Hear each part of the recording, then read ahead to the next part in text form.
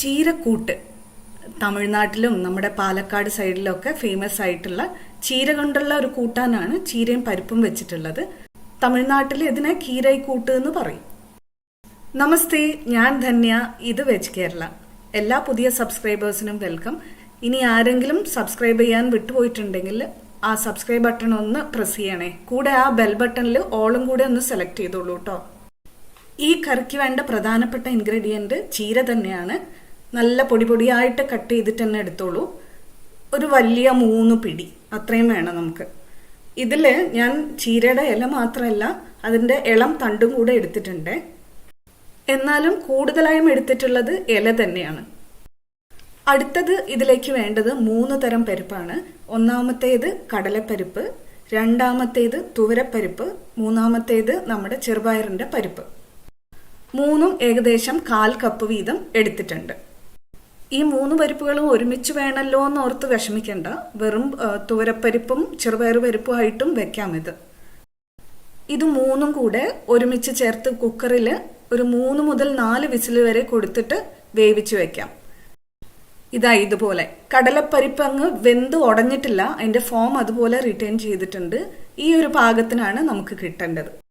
ഇനി നമുക്ക് കുക്കിംഗ് തുടങ്ങാം. ഒരു ചുവട് കട്ടിയുള്ള പാത്രം ഉപയോഗിക്കാം.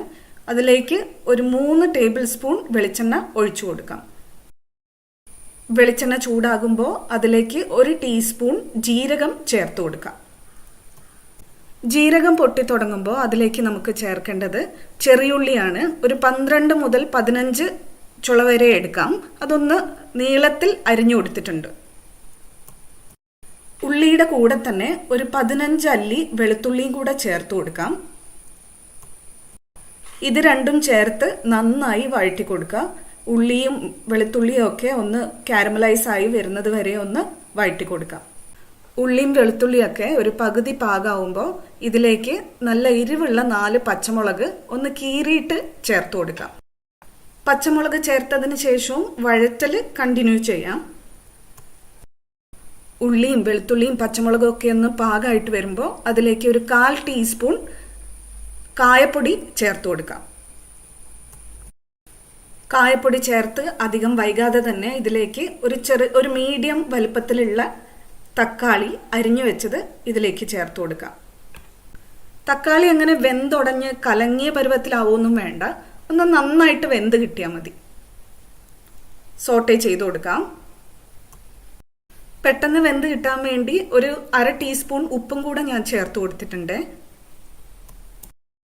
അടച്ചു വെച്ച് 1 മിനിറ്റ് നേരം വേവിക്കാം. 1 മിനിറ്റ് കഴിഞ്ഞ് നോക്കിയപ്പോൾ തക്കാളി പാകത്തിന് വേവിലായിട്ടുണ്ട്.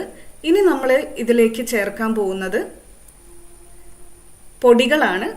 1/2 ടീസ്പൂൺ മഞ്ഞൾപ്പൊടിയും ഒരു 3/4 ടീസ്പൂൺ ചുമന്ന മുളക് പൊടിയും ചേർക്കുന്നുണ്ട്.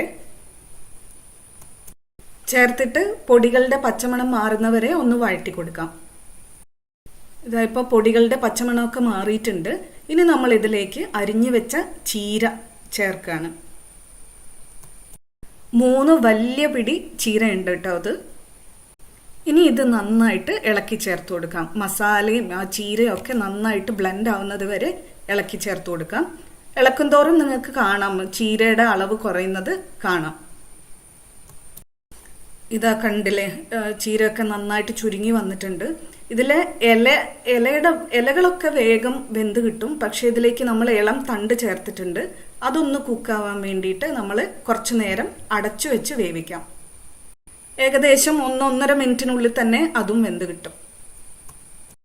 1 മിനിറ്റിന് ശേഷം ഞാൻ അടപ്പ് തുറന്നപ്പോൾ ചീരയും തണ്ടും ഒക്കെ നന്നായിട്ട് വെന്തിട്ടുണ്ട്. ഇലയെന്നും തണ്ടിൽ നിന്നൊക്കെ നന്നായിട്ട് വെള്ളം ഇറങ്ങി വന്നിട്ടുമുണ്ട്. ഇതിപ്പം പെർഫെക്റ്റ്ലി കുക്ക്ഡാണ്. ഇനി ഇതിലേക്ക് നമ്മൾ വേവിച്ച് വെച്ച പരിപ്പ് ചേർത്ത് കൊടുക്കുകയാണ്.